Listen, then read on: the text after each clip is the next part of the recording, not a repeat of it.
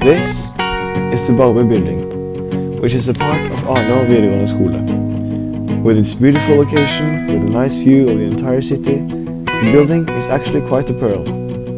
The old part was built in 1811, and earlier it was used as a primary school. But Gunnar actually went there. Today, everyone who studies social subjects go to Barbie. But how is it actually to be a student here in Arendal? What do you think about being a student at Arendal videregående skole?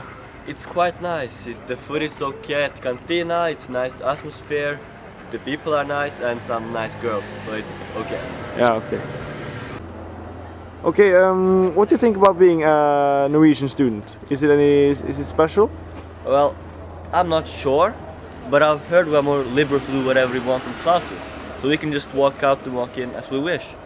But yeah, that's the only difference, I think. Yeah. I've heard that Norwegian students get worse grades than students from other countries. Yeah. Why do you think that? I guess that is because maybe we're too liberal, because we're like too free to do what we can do like whatever we want. So, liberal they say. Let's check out the schooling system. The Norwegian government thinks that we should start school the year we celebrate our 6th birthday. We start off in the 1st grade of primary school, which is the 1st grade to the 7th grade.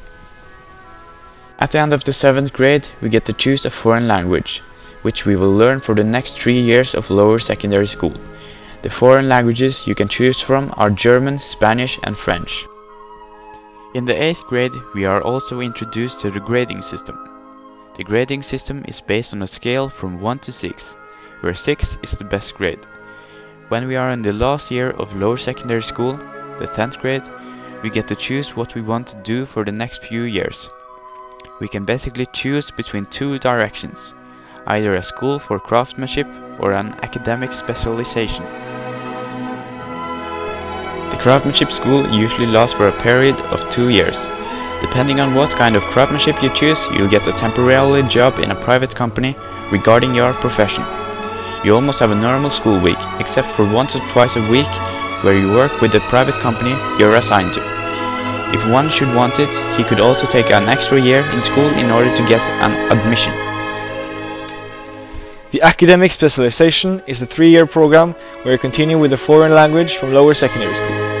During the 1st year of academic specialization, you can only choose the math difficulty. In the 2nd year, you have lots of choices. The subject you can choose from is divided into 2 categories: science or social studies. Within these categories, there are plenty of subjects from which you can choose, but you have to have a certain amount of them in order to fit with the schedule.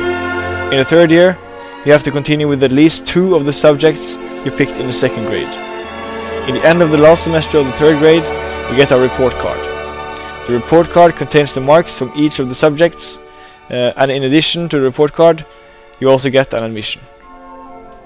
This is an average media class in Norway, where we study the different kinds of media we have and how to use them.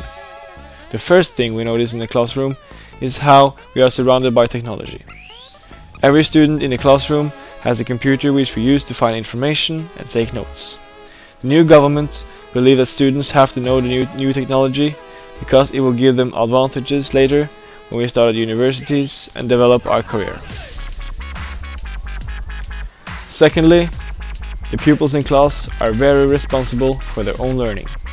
Our teacher only speaks to us when he wants to help us find information about our subjects. In that way, we are very liberal and free to do what we want, as long as we are doing our tasks and deliver our work.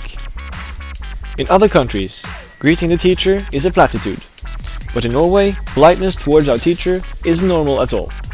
Often, we consider our teachers as friends more than teachers, kind of. So Gunnar, you know we love you. However, different teachers have different kinds of teaching techniques. Most teachers go with the free-minded theory, like a media teacher, and some follow a stricter system, where we are more connected to the teachers. Some prefer cooperation projects, and some prefer letting the students work on their own. So, in one way, there's no practical teaching technique that the teachers have to follow. That makes it difficult to describe a normal lesson at an upper secondary school in Norway.